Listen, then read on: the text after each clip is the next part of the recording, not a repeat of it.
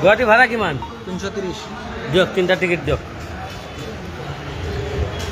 তিনিটা টিকেট দিয়ক। চাওক নাইট ছুপাৰৰ লাইন বাছ গাড়ী নাই। হয়, নাইট ছুপাৰৰ আপোনালোকে চাই আছে।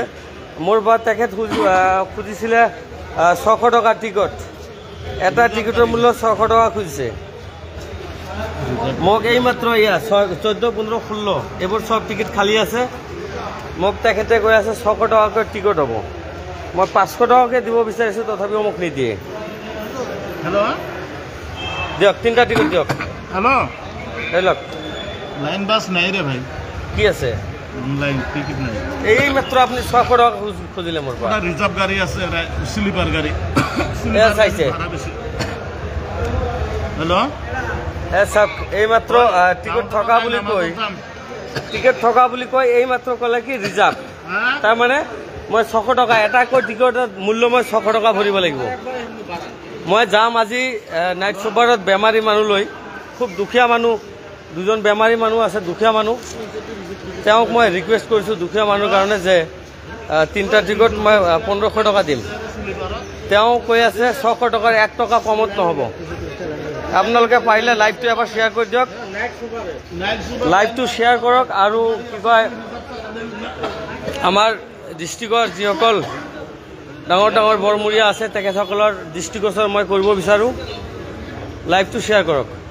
ইয়াতে আছে, মোৰ ওচৰত আছে আছু নেতা, আমাৰ ডিষ্ট্ৰিক্টৰ আছু নেতা আছে। তেখেতেও নিজেও কৈছিলে এটাকৈ টিকট 500 টকা নিবলৈ অনুৰোধ কৰিছিল, তেওঁৰ কথাও অমান্য কৰিছে। ইয়াৰ বিৰুদ্ধে কিন্তু আমি বিহিত ব্যৱস্থা আমি ইতিমধ্যে ল'ম, কাৰণ ইহঁতে সুযোগ বুজি কাম কৰে। 330 টকাৰ ঠাইত এতিয়া 600 টকা খুজি আছে। আপোনালোকে পাৰিলে লাইভটো শ্বেয়াৰ কৰক। আমাৰ মাজত দাদা কি হ'ল, আপোনালোকৰ নিচিনা দায়িত্বশীল ব্যক্তি থাকোঁতে গুৱাহাটীৰ পৰা আমাৰ হাটশিঙিমাৰীৰ পৰা গুৱাহাটীলৈকে যাওঁতে ভাড়া কিমান খুজি আছে আপোনাৰ সন্মুখতে খুজিছে কিজানি। তেওঁ 600 টকা কৈছে, মই 500 টকা দিম বুলি কৈছিলে, তথাপিও নামানিলে। কি ক'ব এই বিষয়ে? ৰাইজে মোক কেইবাটাও অভিযোগ ইয়াতে দিলে, মই এইমাত্ৰ আহি পালোঁ। আহি পোৱাৰ পিছত কেইজনমানে মোক জনালে যে ইয়াতে যিটো হাটশিঙিমাৰীৰ পৰা গুৱাহাটীলৈকে যিটো বাছৰ ভাড়া সেইটো ডাবলকৈ বিচাৰি আছে। গতিকে মই এটা কথা ক'ব বিচাৰিছোঁ যে যিটো ভাড়া গোটেই অসমতে নহয়, কিন্তু আমাৰ দক্ষিণ চলমাৰা মানকাচৰ জিলাখনত প্ৰত্যেকটো ঈদৰ সময়ত, পূজাৰ সময়ত বা নিৰ্বাচনৰ সময়ত ডাবল ভাড়া কিয় লয়? এই ক্ষেত্ৰত আমাৰ জিলা প্ৰশাসন কিয় নীৰৱ ভূমিকা পালন কৰি আছে? আমি চৰকাৰ তথা জিলা প্ৰশাসনক দাবী জনাইছোঁ, অতি সোনকালে বাছৰ যিবিলাক দালাল আছে এইবিলাক নাকি লগাব লাগে, অন্যথা আমি জিলা ছাত্ৰ সন্থাই কিন্তু প্ৰতিবাদ কৰিবলৈ বাধ্য হ'ম। ধন্যবাদ। চাব পাৰিছে নিশ্চয় 2-3টামান কাউণ্টাৰ আছে। তেখেতসকলক মই কৈছোঁ, অনুৰোধ কৰিছোঁ যে বেমাৰী মানুহ, দুখীয়া মানুহ, মোৰ কাৰণে নহয়, মই বেমাৰী মানুহৰ কাৰণে 3টা টিকট বিচাৰিছোঁ। তেখেতসকল গুৱাহাটীত GMCত চিকিৎসা কৰিবলৈ যাব। তেখেতসকলে ডাইৰেক্ট 600 টকা ভাড়া বুলি কৈ আছে। এতিয়া কি কৰিম কওক? এতিয়া 600 টকাটো কি সম্ভৱ নেকি? এটা টিকটৰ মূল্য 600 টকা, কি ক'ব? অ' দাদা এইটো লওক, আপুনি 600 টকাকৈ খুজিছে নহয়, 600 টকা দিম, টিকট 3টা দিয়ক। এওঁ হৈছে মেইন মানুহজন, তেওঁ মোৰ পৰা 600 টকাকৈ কৈ আছিলে। মই কিন্তু বাৰ বাৰ অনুৰোধ কৰিছোঁ 500 টকাকৈ ৰাখক, তেওঁ দিয়া নাই।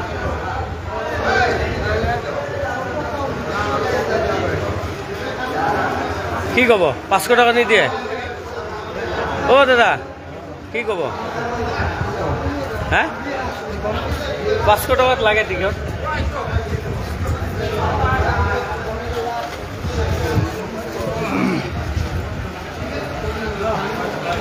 ছয়শ টকাকৈ লাগিব। আৰু কওক। আছে তেওঁ নিজে মুখে কৈছে যে এটা টিকট হাটশিঙিমাৰীৰ পৰা গুৱাহাটী যাবলৈ এটা টিকটৰ মূল্য 600 টকা। এইটো কোনটো পদ্ধতি হ'ব? আমাৰ হাজিৰাটোৰ এজন যুৱক আছে, তেওঁৰ সন্মুখতে কিন্তু টিকটৰ মূল্যটো 600 টকা কৈছিলে। কি ক'ব? 600 টকা বিচাৰি আছে, এইটোতো মোৰ মতেতো এইটো ইলিগেল নহয় নেকি? ইলিগেল হয় মোৰ মতে। যিটো ৰেট এইটো ল'ব লাগে। 330 টকাৰ ঠাইত আপোনালোকে 350 লওক 400 লওক প্ৰত্যেক ঈদৰ সময়ত প্ৰত্যেক বছৰে বছৰে ঈদৰ সময়ত যোৱাৰ সময়তো গাড়ীৰ ভাড়া বাঢ়াই ইহঁতে অহাৰ সময়তো বঢ়ায় ইয়াৰ বেমাৰী মানুহও বাঢ়ায় দে তিনিটা দে এয়া চাব পাৰিছে তেওঁ 600 টকাৰ তলত নামানে কিন্তু হা মই 3টা টিকেট ল'ম তেওঁৰ পৰা এয়া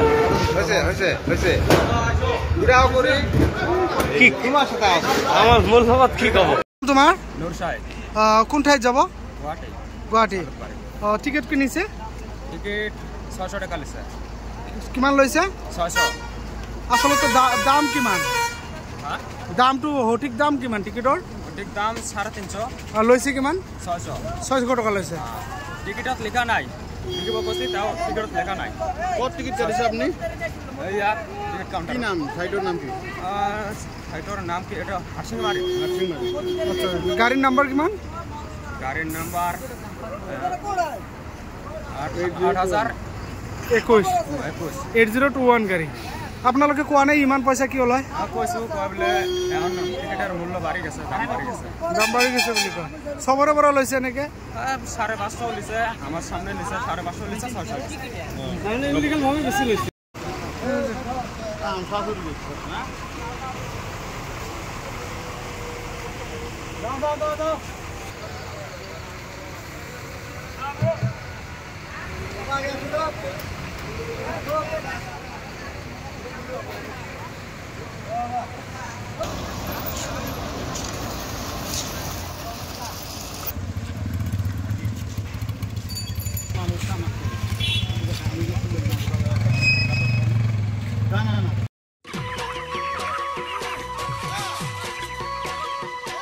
অতি কম দিনতেই একোটা এনেকুৱা হৈ যায় মই যে বিয়মৰ দানা খুৱাওঁ আপোনালোকেও বিয়মৰ দানা খুৱাওক আৰু কম দিনতেই অধিক মুনাফা লাভ কৰক